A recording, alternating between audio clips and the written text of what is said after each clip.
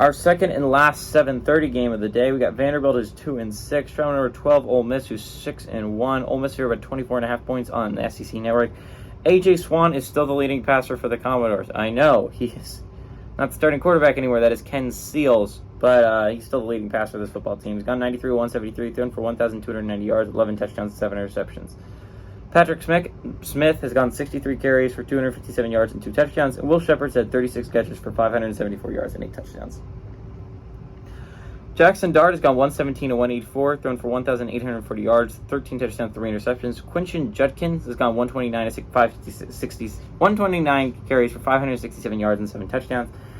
And Jordan Watkins had 36 catches for 536 yards and 2 touchdowns. Ole Miss is 53-40 against Vandy all time. Last 4 games have gone to Ole Miss from 2019 to 2022. Vanderbilt has not won at Ole Miss since 2012.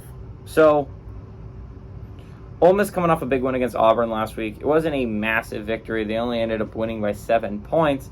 But it was a game. It was in a way that Ole Miss really hasn't won in the past. In a game like Arkansas, where these games weren't winnable for you in the past, right? Like, if it became a defensive slugfest, you weren't going to win that because your defense wasn't very good, right? Like, that's what happened for Ole Miss, and that's what happened in the Arkansas game, that's what happened in the Auburn game. And in years previous, previous Lane Kiffin teams, that would be a game you would lose if you're the Rebels, right?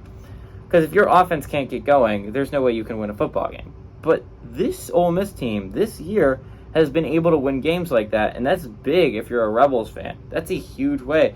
Being able to win games in multiple ways is important. It is very important for winning big games down the stretch and getting to where Ole Miss fans ultimately want to be, which is in the playoff picture. Again, there's 18 teams left alive. 14 of those teams are going to be very disappointed in a couple weeks that they're not in the playoffs. But if you're an Ole Miss fan, the schedule outside of having to play Georgia, the Georgia game's going to be huge, right? That's going to be a massive game in a couple weeks. Outside of that, it's not the hardest schedule. Still got Mississippi State on there. Still got A&M on there.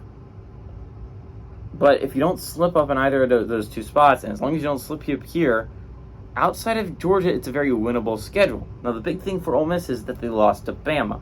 But if LSU can beat Bama next week, and that's a big, big ask, but if LSU could do it, if you could get some serious help from LSU, you could be looking at a 3-way tie. And I don't know how 3-way ties work, but it's going to be interesting to look at if you're Ole Miss. If it comes down to the record from other teams on the other side, and you can beat Georgia, and that's one of Georgia's only losses, that's going to be a big, big thing if you're Ole Miss, if it comes down to what the other side looks like and who you beat on the other side, and Bama's best win is against Tennessee and LSU's best win is against maybe Florida, and you could get one against Georgia, or maybe it's LSU, maybe it's Missouri. I don't know what you're going to exactly look at the end of the year, if it's going to be Florida or Missouri is the better win.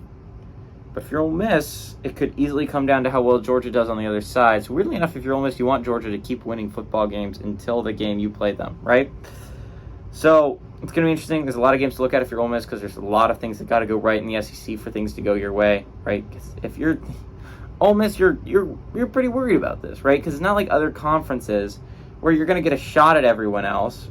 There are still sides. It's one of the only conferences that still does sides outside of the Big Ten, which is also thing you should be worried about if you're Penn State, but not like super concerned about it. I also wouldn't be super concerned if other conferences weren't playing really well this year. Like if it was last year and it looked like there were going to be 2 teams taken from a conference, right? Like USC had to root for, Ohio State had to root for USC to lose their conference championship, but it wasn't out of the ordinary for USC to lose that to Utah. It's gonna look like there's gonna be some playoff games, right? It's gonna look like that there's gonna be some playoff, basically the championship games are gonna be playoff games. Like Oklahoma Texas could easily be a game that determines who goes to the playoffs and who doesn't, right? Same thing in the ACC. If UNC and FSU face each other, if UNC and Louisville face each other, or if Louisville and FSU face each other, that could easily be a playoff game. Same in the Pac-12 between Washington and Oregon. If they play each other again, that could easily be a playoff game. It doesn't look like there's only going to be 3 conferences that are going to have playoff eligible football teams. Although the Big 12 could knock themselves out soon. Ole Miss is in a little bit of a quandary, but I think Ole Miss, again, this game is going to be easy. And Vanderbilt might be coming off a bye. And remember, beware teams off byes. They do play pretty well coming off byes, but I do think this is a significantly better Ole Miss team. It's not close. Give me Ole Miss to win and cover at home.